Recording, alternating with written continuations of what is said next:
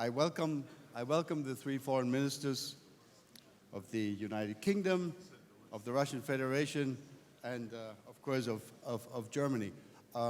By way of introducing this panel, let me just express the following thought. After we've just listened to John Kerry's presentation, let me say that I was very pleased as the organizer of this conference that a signal, maybe a somewhat modest signal of hope was produced by the Syria Support Group that things would be moving forward.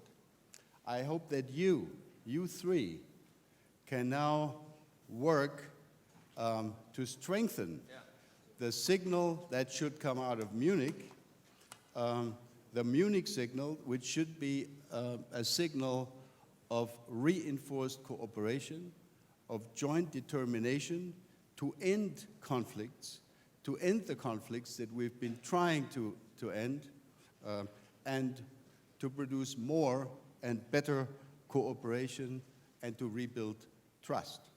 Having said that, let me invite Frank-Walter Steinmeier to start, and then we'll have in the middle Sergei Lavrov, and Phil Hammond will conclude. Mr. Foreign Minister, please. Ja, meine Damen und Herren, ich darf Sie heute. Ladies and gentlemen, I'd like to welcome you most warmly for the second time this morning. And after listening to John Kerry's speech, I think we should also take advantage of this opportunity. I listened to him with great pleasure, as usual, but I have now come to realize that this was the last time for him to deliver a speech in his capacity as the Secretary of State. I'm sad to hear it, I have to admit, and this is why I was also pleased to hear that he was considering of how he could be addressing us in the future in a different capacity. So these were good news, and I hope this will not cause any concerns back in the United States. Sergei, Philip, Mr. Wolfgang Ischinger, we are meeting in Munich. We do not have to do any campaigning for Munich because Munich is well known for many places and traditions. One place which accounts for Munich's renown is the Bayerischer Hof at the Munich Security Conference. However, last year in 2015, another place joined the Munich Security Conference because it accounted for Munich's renown, that is to say, Munich Central Station. More than 1 million refugees made their way to Germany last year. You've seen it, you saw it on TV, in the news. Many of them arrived through Munich Central Station. And with these refugees, the conflicts of the world arrived here at our own doorsteps, in our towns and cities, our gyms and our classrooms in Germany. Most of you also were here 2 years ago when we discussed Germany's role at the international stage back in 2014, when we talked about Germany's responsibility. And in some media reports, this debate about responsibility was considered to be an abstract idea, and some thought it was even a debate divorced from reality and even presumptuous.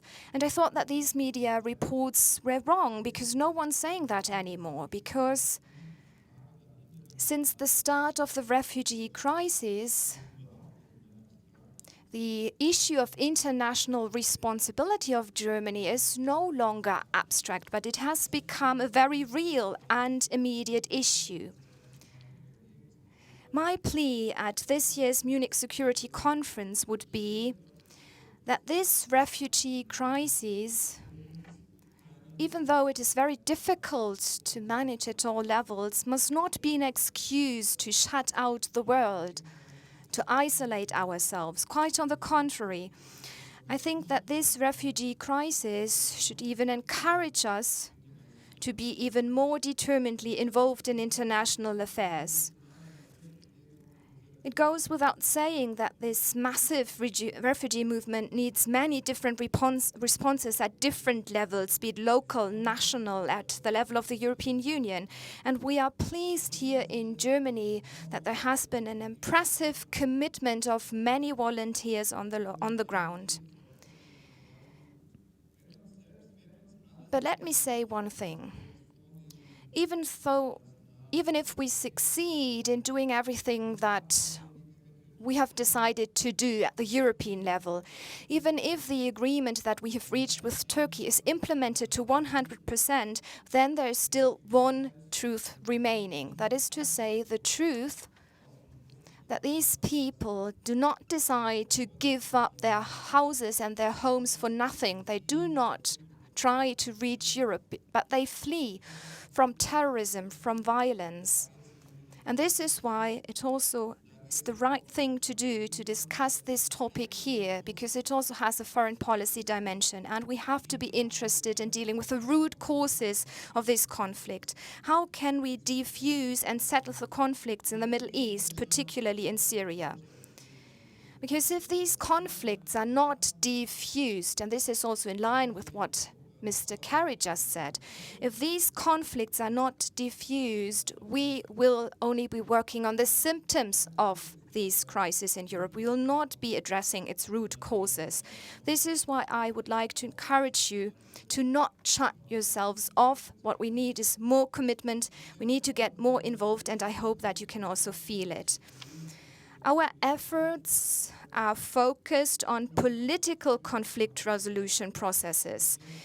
With a view to Syria, I think we have now started a promising approach. At the end of last year, in November, December, after 5 years of civil war, after 300,000 deaths and destruction, now was the first time when all parties were gathered at the negotiating table, all those parties who need to be there to make a settlement possible. The United States, Russia and Europe, but also the regional players, principally Turkey, Saudi Arabia and Iran. But we did not just sit together. Let me underline this. This was a very heterogeneous grouping. And in this grouping, we managed to agree on some central aspects, that Syria has to be preserved as a state within its borders, that Syria has to be rebuilt politically as a secular, globalized and democratic state. And in addition to that, we also agreed on a roadmap for humanitarian aid, for a political transition process, for constitutional reforms. And these events also brought us together in Munich yesterday and the day before yesterday. And we had difficult talks for 9 hours. And diplomats that often differentiate between constructive and less constructive dialogues would come to the conclusion that these were constructive talks.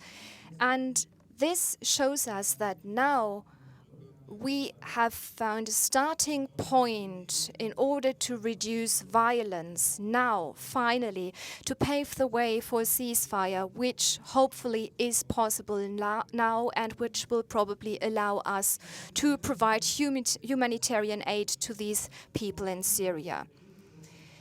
I don't know whether this was a breakthrough. This is what I said, because this will become apparent once the first aid supplies have actually reached the people on the ground in Syria, these people who are currently not accessible.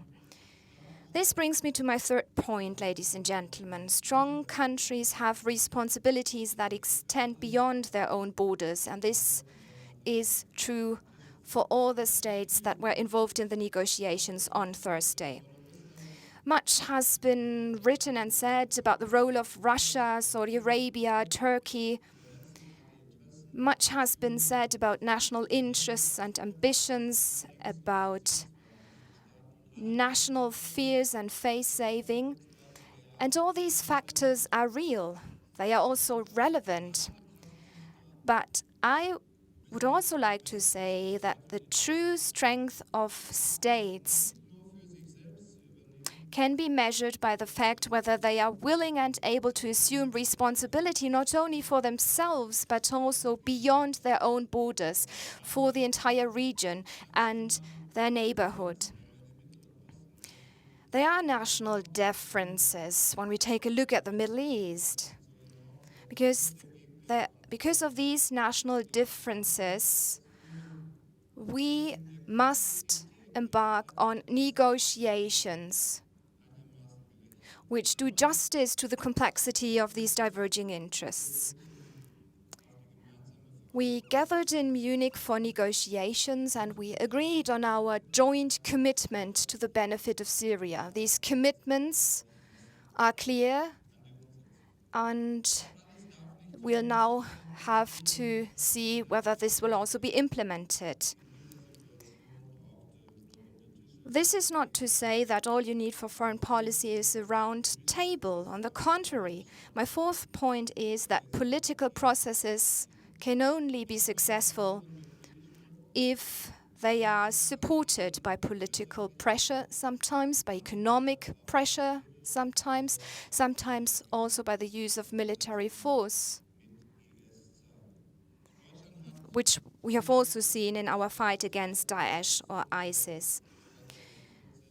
For the last 2 years since our discussions in 2014, Germany has demonstrated that it is willing to make use of the entire toolbox of foreign policy, ranging from humanitarian assistance. We've just returned from London, where 2.3 billion euros were pledged for the benefit of the Syrians, but not only humanitarian assistance, contributions within the framework of the United Nations, the common foreign and security policy of the European Union, take Mali, where we are not only in charge of the EU police training mission, but where we are also providing up to 650 Bundeswehr personnel for the UN peace mission. Take Afghanistan, for example, where we've just increased the contribution of the German armed forces.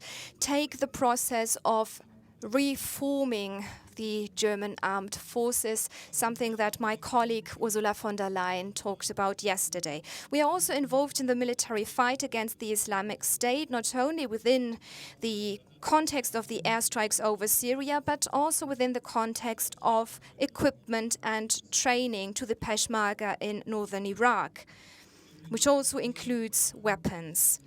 I agree with John Kerry. This commitment is bearing fruit. The Islamic State has lost between 20 and 30% of the territories it held in the past. But we have to be realistic. Even a military victory over Daesh, over IS, will not result in peace for Syria. And this is why, in addition to all of this, we are systematically committed to the stabilization of fragile states. This afternoon, for example, John Kerry and I invited representatives of Libya with whom we'd like to talk about how the new Libyan government, which is about to be established, can be enabled to determine the fate of the Libyan state. And in closing, ladies and gentlemen, we have to answer questions, not only here in Germany. And many people ask us, why are you inactive in terms of foreign policy? Why do you not provide solutions more quickly? Are you not aware of the atrocious realities that we can see on the news every day? Why do you accept these atrocities? And this leads me to my fifth point. Yes, we are aware of the uncomfortable reality. We cannot ignore them.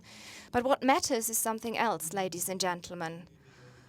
Prudent policy making is aware of the reality on the ground, but doesn't accept these realities.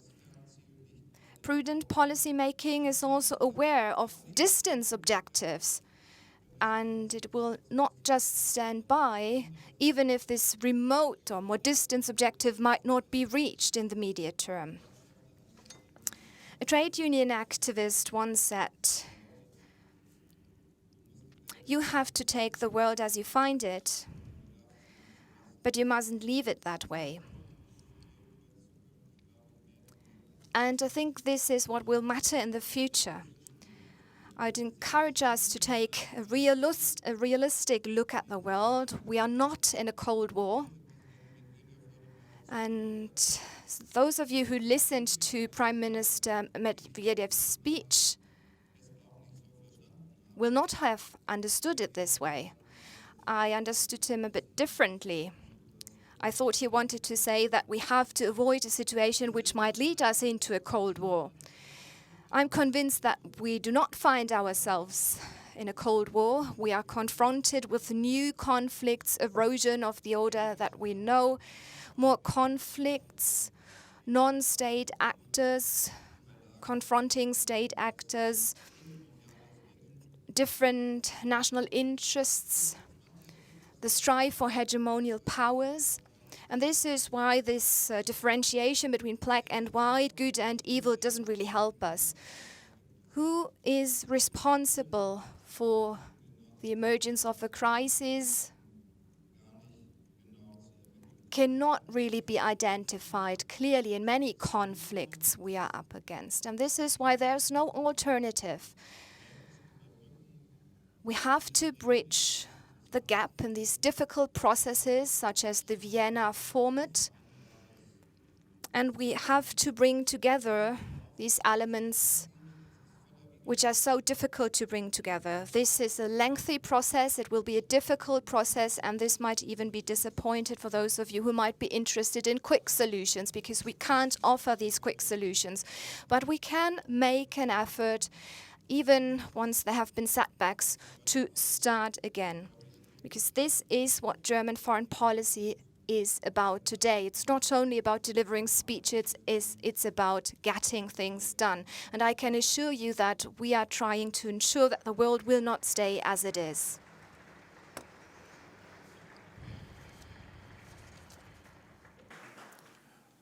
Before we turn to Minister Lavrov, let me suggest to those of you who have made lunch arrangements at 1 p.m., maybe you should call your caterer and tell him to serve your lunch a few minutes late, because we will certainly not end by 1. We will need to go into overtime for at least another 20 minutes or so, if not a little longer.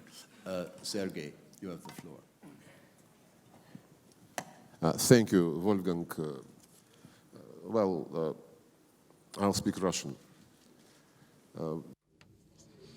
Recently, President Putin has been addressing international issues on many occasions, and I'm convinced that professionals are gathered in this room who are well aware of our position. Moreover, given that Prime Minister of the Russian Federation, Medvedev, delivered a speech here in the morning, and there is no need for me to repeat, I would just like to say a few words in addition. Well, usually, each February, we meet in Munich, and we state that the situation in the field of European security and in the world in general is unsatisfactory. We discuss steps which could help fix the situation, but unfortunately, no fundamental changes with regard to the vector of developments do not take place. Well, of course, we managed to achieve something, undoubtedly, but very often agreements are not being implemented because some participants try to rewrite them retroactively in order to obtain unilateral advantages to the detriment of the balance of interests. Yesterday marked a year since the Minsk package of measures on the settlement of the Ukrainian crisis has been agreed upon, that was approved by the UN Security Council resolution. Unfortunately, implementation of its key political provisions has not begun, in fact, mostly due to unwillingness of the Ukrainian leadership to honestly do its part of a job, and because of Kyiv's eagerness to keep finding endless excuses to evade commitments it has assumed.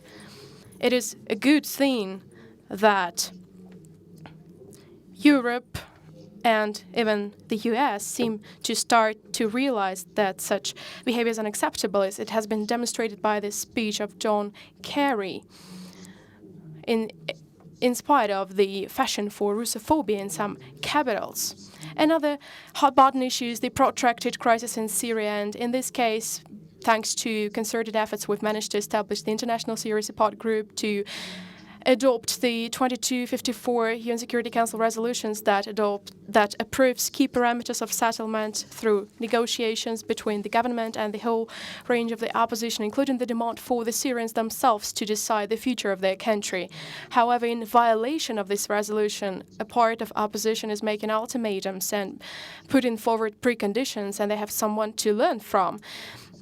So preconditions for the negotiation process, trying to split the International Syria Support Group. We can't but see that for almost 5 years since the beginning of the so-called Arab Spring, the situation in the Middle East and North Africa is deteriorating, causing a migration crisis in Europe and posing a threat of terrorists occupying vast territories in the Middle East, in North Africa, and in other regions as well. An unprecedented terrorist aggression is also present and evident in Europe, in countries of America, countries that are our allies in the Collective Security Treaty Organization for Central Asia. This is a fundamental challenge to international security, and unfortunately, in spite of certain success that has been achieved in fight against ISIL and Jabhat al-Nusra, a truly efficient anti-terrorist front has not been established yet, mostly due to the inability of a number of countries to put aside minor issues and because of intention to take advantage of the situation, to change regimes and fulfill other geopolitical ambitions. I hope that results of the ISSG meeting on the 11th of February will help reverse this trend. A true alliance of the leading states against international terrorism is needed to prevent the collapse of Iraq, Libya, Yemen, Afghanistan, whose territories, along with Syria, are being actively occupied by ISIL, which is making use of the lack of a single efficient strategy of the international community. Recently, the situation on the Korean Peninsula has aggravated sharply after irresponsible and absolutely unacceptable actions of the North Korean leadership.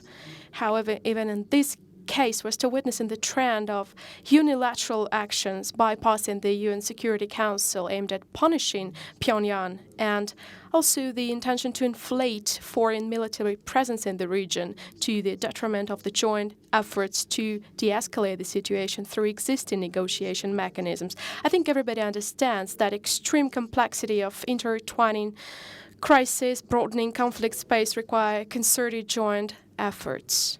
However, artificial constraints have been placed in the way of collective efforts. That is the refusal of NATO and EU from full cooperation with Russia, the image of enemy, that is the deployment of armaments, to make those dividing lines perpetual, those dividing lines in Europe that the West solemnly pledged to eliminate. It seems that old instincts are still viable. Today, in some regions, in some areas, the amount of cooperation between Euro-Atlantic structures and our country is even less than that of the Cold War period.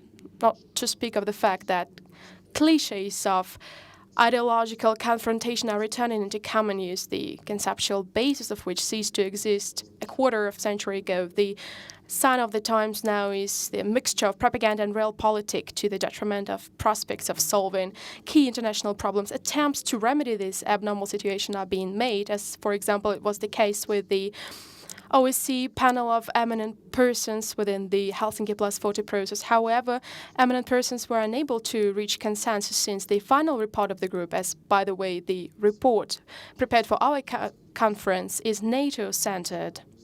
And Western countries are presented as guardians of stability of the international system, which it seems that they want to preserve unchanged. But this will not be the case, because we need to agree on reforms of the world order because such NATO-centered self-conceit, which reflects political short-sightedness, causes severe damage to the search of responses to common, real challenges. At the same time, and it has already been mentioned, developments of the last year have demonstrated vividly that when the idea of someone's exceptional nature is put aside, when capabilities of leading states such as the US, the EU, China, and Russia, and other leading centers of the world are combined, then we managed to achieve truly breakthrough results. I'm referring, first of all, to the settlement of the situation over the Iran's nuclear program, chemical demilitarization of Syria, and such method can be applied to other tracks of global politics, including Middle East settlement. I'm referring, first of all, to the Palestine-Israeli conflict.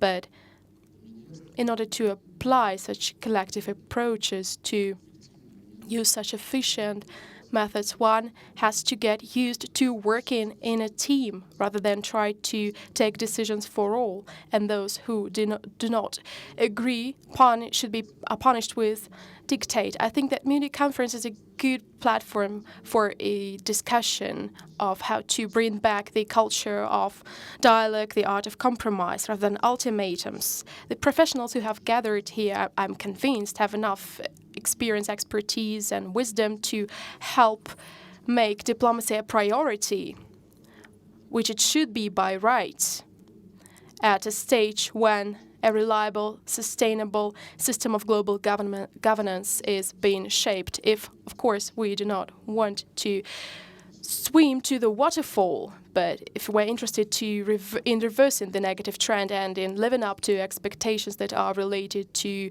the work that we are doing together. Thank you.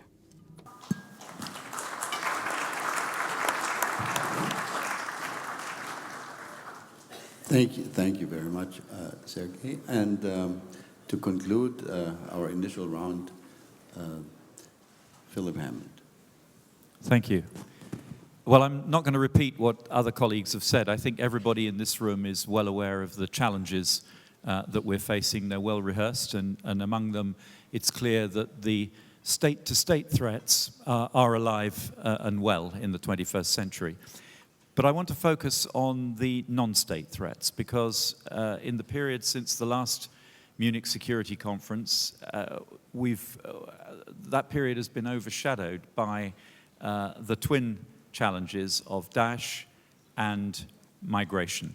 Both of them are challenges to our security, and both demand a response through intervention upstream, the point that Frank Walter was making earlier on, as we respond to protect ourselves from both unsustainable migration flows and from the terrorist threat.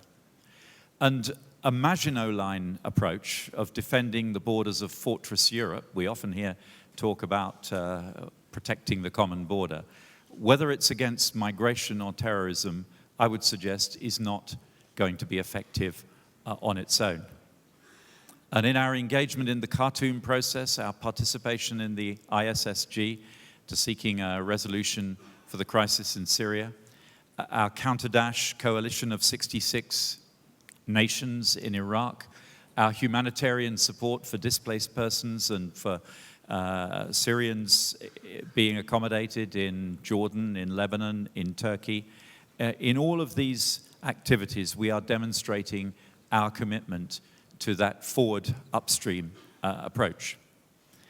And we've heard from John Kerry earlier on about the progress in the fight against Daesh in Iraq, the successful liberation and stabilization of Tikrit, the regaining of Sinjar and Ramadi, the preparations that are being made even now for the assault on Mosul. And I have got no doubt at all that the combined resource and power of the countries involved in the struggle against Daesh, and I include Russia, will ultimately deliver the end of Daesh's dream of a caliphate, which would supplant the nation states of the region and challenge the very building blocks of our rules-based international system. So I'm an optimist too, like John Kerry, but I want to pick up where John left off, because I'm equally clear that Daesh is just a current fashionable manifestation of violent extremist Islamism. And although I'm confident that we will destroy the organization, we will not so easily destroy the underlying ideology. Now, our governments are contesting violent extremist groups in almost every part of the globe, not just in Syria and Iraq, but in countries as diverse as Nigeria, Mali, Somalia, Libya, Yemen, Afghanistan, Bangladesh, the Philippines. We're confronting this extremist threat through military and intelligence action, through counter-financing strategies, strategic communications, and through counter-radicalization initiatives among populations at risk, including our own, by the way. But in doing all of this, we are spending a huge amount of effort dealing with the symptoms of a problem, not addressing the problem itself. And I would suggest that to tackle this problem sustainably over the long term, we are going to have to look behind the violent expression of this ideology to the underlying fundamentalism on which it depends. John Kerry said that violent extremism is fed by lack of hope among those who see no future, no job, no prospects, no economic salvation.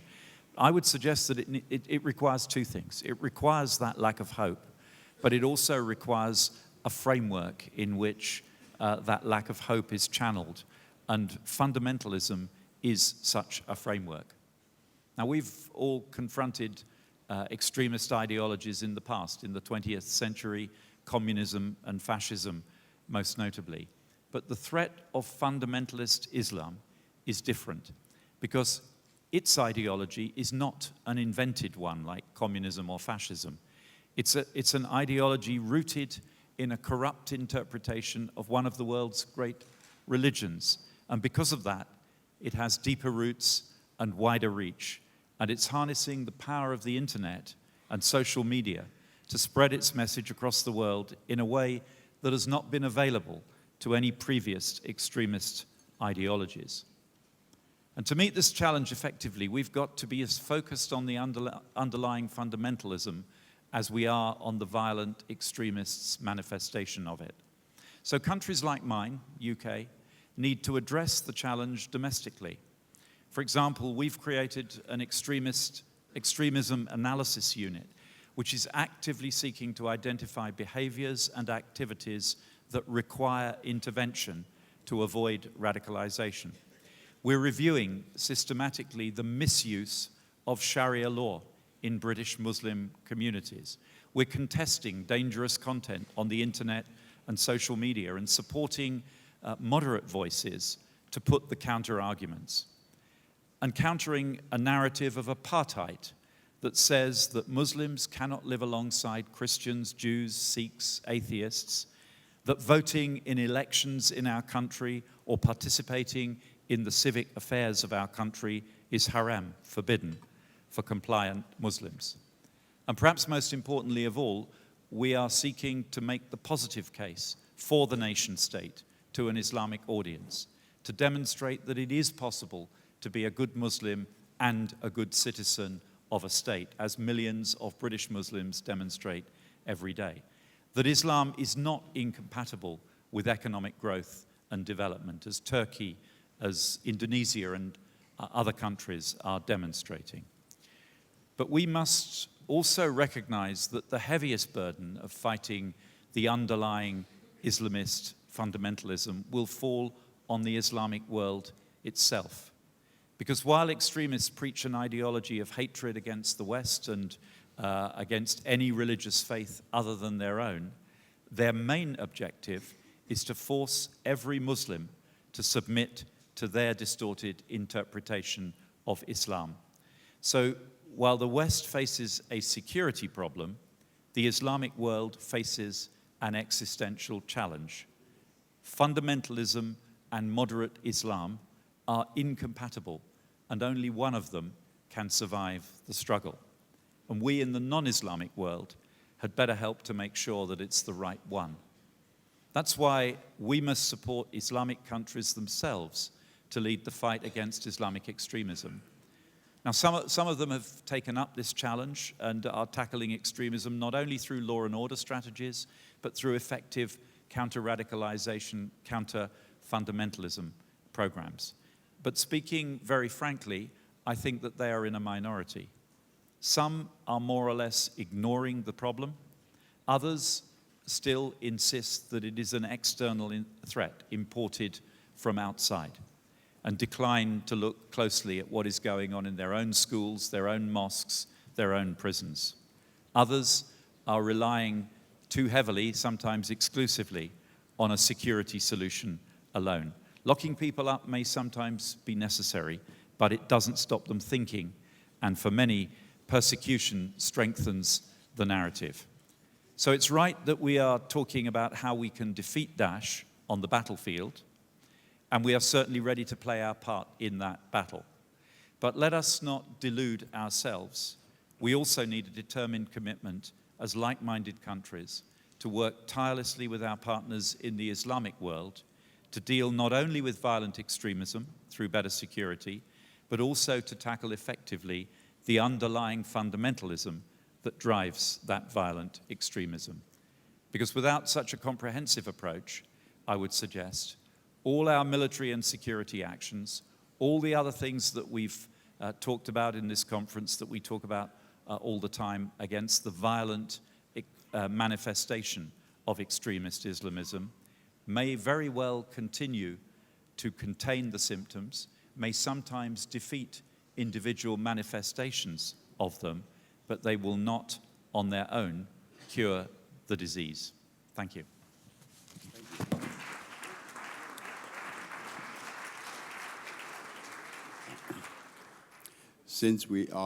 Thank you very much, Foreign Secretary. Since we are running out of time, we have collected some questions from the audience. I have one here addressed to Foreign Minister Steinmeier. I have two addressed to the Russian Foreign Minister. And to make this short, I'll read both of them and invite answers. The one addressed to Frank-Walter Steinmeier is from Christoph von Marschall, and it goes as follows. Everybody says we need an international European solution to the migration crisis, and that Germany should show leadership. But almost nobody shares the German position. How can one lead when nobody follows? Unfortunately, Radek Sikorski is no longer with us here. He was sitting in the first row. I think 1.5 years ago, he was asking in the German media for German leadership in the EU. I was answering him, Radek, you must know, everybody is calling for leadership in the EU, but leadership is not really beloved. So therefore, there is no alternative as trying to convince those partners and member states in the EU which are not yet contributing to the solution of the migration crisis. We are stepping forward step by step, but we are not yet there, that's true. Thank you. The two questions addressed to Sergei Lavrov sort of go in the same direction. Let me read both of them. The first one comes from Ken Roth, Human Rights Watch. Given how Assad's atrocities fuel terrorist recruiting, why is Russia not pushing him to stop barrel bombing or besieging civilians? ? And the other question comes from a German member of the Bundestag, Mr. Nuripur, from the Green Party, and his question goes as follows. According to the United Nations, 100,000 of Syrians are under siege by Assad's forces now. Using hunger as a weapon is a war crime. What's the Russian answer to these hungry children? ? Sergei. Very important question. We discussed this thing in quite great detail day before yesterday and yesterday very early morning, as it were, in the ISSG, International Syria Support Group. We paid special attention to humanitarian crisis in Syria, and this includes not only violations on the part of one party to a conflict, but on the part of everyone. And Human Rights Watch, Amnesty International, they recognize, and of course international humanitarian agencies, including the United Nations, they recognize that everyone on the ground is doing something which is wrong from the point of view of international humanitarian law. On the sieged cities, it is not just Assad. The majority of civilians, there are much more than 100,000. Majority of civilians are being besieged by the opposition. The biggest place is Deir ez-Zor, more than 200,000 people, and all in all, 400,000 people are besieged in Syria. And the most oftenly mentioned example of Madaya is about 40,000 persons. And I would remind you that it can only be resolved in a simultaneous manner. It's a war, after all. And this is recognized in the International Syria Support Group communique we adopted on the 12th of February. We listed the settlements, the cities and villages, which must be priority attention for unblocking and delivering humanitarian assistance. The United Nations does a very important job, but just one example how important it is to concentrate on all parties when you want to achieve some progress. In January this year, the United Nations was negotiating with the government to allow aid deliveries to Madaya, and with the opposition to allow aid deliveries to two Shia places, Kafraya and Fua. The government delivered on its commitment, the opposition didn't. Yeah, that was only one delivery to Madaya, and we want more, as John Kerry said, describing our decisions as we mentioned at the press conference. The task force on humanitarian assistance is working already in Geneva, and whatever impediments there might be, they would be urgently addressed. So my point is, you should not demonize Assad. You shouldn't demonize anyone except terrorists in Syria. And the humanitarian issues must be resolved through cooperation. Mind you, to say unless all humanitarian problems are over, unless violence stops completely, we are not going to negotiate, is a road to nowhere.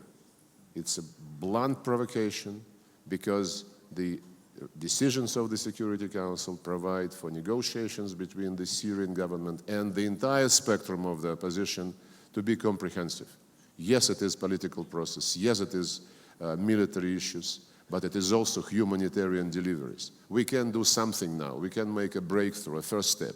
But the sustainable delivery of humanitarian and other necessary supplies to the civilians, they can only be arranged in the course of sustainable political process. And people who want to put new and new preconditions to launch these political negotiations, they are taking upon themselves huge responsibilities as well as those who sponsor them. I would also mention that if the humanitarian agencies are concerned, as they must be, with the fate of civilians, we should also not miss the problem of chemical weapons and who is using chemical weapons. John, as he always does, just listed the crimes of the Assad regime, including his famous expression that Assad is gassing his people. CIA, Mr. Brennan, just yesterday, I think, or the day before yesterday, recognized that ISIL was producing homemade chemical weapons in Iraq and Syria, something which we have been trying to raise in the Security Council and flatly rejected by our American counterparts in the United Nations. They said we have no proof. Now I hope they will be a bit more cooperative. Thank you very much. Yes, and on hunger as a weapon, I'm sorry. It's not the only place. When Ukrainian government arranged the blockade of Donbass and Crimea, cutting water supplies and making life in the east of Ukraine miserable because of lack of food, quite a number of respected human rights organizations also said that it might be considered as crimes against humanity because supply of water is one of the inalienable right.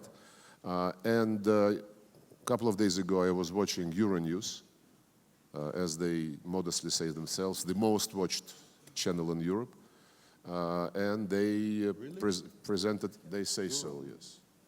And they presented statistics saying that 7 million civilians in Yemen, that's 50% of population, are suffering from lack of food. So we have to address this problem irrespective of political affiliations if we want really to be human and to be at the level of responsibility. Thank you very much. One quick final question to all three of you. Frank Walter, Sergey, and Phil. How confident are you on a scale of 1 to 100 that a week from now you will be able to declare a successful implementation of the project which you announced overnight yesterday, namely there will be an effective cessation of hostilities? 51%. Я бы все-таки ответил. Well, I'd answer in more details. I've said in my introductory remarks and before, that the main issue, the main problem as I see it in my work is the problem of negotiability of partners or the lack of thereof. We have achieved a very important compromise in the International Syria Support Group here in Munich. First of all, as regards humanitarian supplies, it's already been mentioned, and also with regard to the ceasefire, the truce. By the way, all the UN Security Council resolutions were talking about ceasefire. But here, all of a sudden in Munich, it became known that it is impossible and that we shall be talking about the cessation of hostilities. This is another caprice, as I understand, of the group of the opposition that used together in Riyadh. We don't understand what is behind this stand, but our position was that it means that there would be no shooting, and this is a good thing. And for many hours working in this ISSG in Munich, I've been saying that we are in favor of creating the so-called task forces on humanitarian issues and on truce. We are in favor of immediate launch of those task forces, but beside these diplomatic tools, the key tool to solve the problem of humanitarian supplies and especially the problem of truce is everyday cooperation, daily cooperation and coordination between the military. First of all, between the military of the US leading the coalition and the military of the Russian Federation, given that we are working in Syria upon the invitation of the Syrian government and we have certain influence on Damascus. John has said today that, and I understand the nature of this speech, he said that we insist on close cooperation with Russia on political, humanitarian, and military aspects of this crisis. For 5 months, during these 5 months that Russia has been working in Syria with AS-based forces, we've been trying to coordinate with the US through military agencies. The only thing we've been managed to achieve is the agreement on air incidents, on prevention of air incidents, the so-called deconfliction. I've been discussing it with John and all members of the Vienna group, because if we are moving closer to practical goals of truce, then without cooperation between the military, nothing will work out. Everyone should be very well aware of that. I've been trying to call for common sense, and many colleagues in the ISSG supported me. That is why we've managed to include in the final communique the provision that it is necessary to cooperate, including between the military agencies. And John Kerry assured me that that would be the case, that that would not be just deconfliction, but also the coordination, the determining of areas where terrorists are located and the areas where airstrikes should not be carried out. And today in the morning I've read two statements. One statement from the Pentagon. Jeff Davis said the following, that U.S. does not consider an opportunity of increasing cooperation with Russia during military operations in Syria. No changes have been made in this regard. The U.S. will continue cooperating with Russia only to prevent air incidents. No other steps, as it turns out. The Pentagon is not going to take any other steps. So what does it mean? This was unnoticed, but it means that we're not going to implement any agreements because the Americans are not ready for that. And the second very interesting quotation, the same person, Jeff Davis from the Pentagon, said that the plan for a ceasefire in Syria will not have any influence on U.S. operations against the Islamic State. And at the same time, Mark Turner from the State Department said that it's important to achieve cessation of hostilities from the side of all, and he listed Russia, Assad, and opposition. It means that the U.S. coalition should not stop any hostilities, and the Russian operation should be stopped. Although we are fighting the very same ISIL, Jabhat al-Nusra, and other organizations which the UN Security Council has designated as terrorist organizations, and the fact that discussion over this truce, as it was revealed in today's speeches, begins to somehow move aside towards the priority of the ending Russian airspace forces actions. I have serious doubts, and it gives an excuse for give me a reason for some sad thoughts about the results of this Munich meeting regarding this document on truce. If we do not have a daily honest contact between the military in the region or any other convenient place where we could understand clearly what's going on the ground, and from where we could influence on what's going on the ground, it will be impossible to implement anything. The contact between the military has been written down in the declaration that we have adopted. If the U.S. starts to play back, then it means that they would assume this huge responsibility. Sounds like a little less than 50%. 49, all right. Phil? Well, I was going to say I don't speak Russian, but I was judging that was somewhere close to zero. Look, on the first question, humanitarian access, I would be very confident. I think we're, as John Kerry said, the UN is telling us that trucks are ready to move. I think we can expect to see the first elements of the humanitarian access going into place over the next 24, 48 hours, and I would be optimistic that we will get some progress there.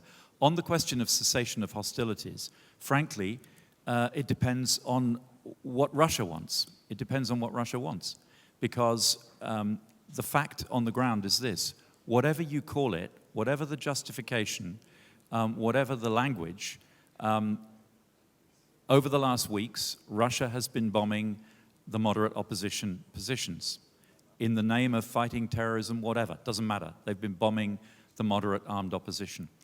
Unless Russia, over the next days, is going to stop or at least significantly scale back that bombing, the moderate armed opposition will not join in this process. They cannot be expected to join in this process. So it's, I don't know the answer. It depends on whether the Kremlin actually now wants to de-escalate, and it may do. I'm not sure. It may have achieved its immediate and limited military objectives. Sergei's listening attentively, so he'll be passing the message back to Moscow. or it may be that it wishes to continue with the campaign. That is what will determine whether or not the cessation of hostilities occurs. Well, let's give a hand to all three panelists. I'm sorry for overstepping the time boundaries. Thanks to all three of you.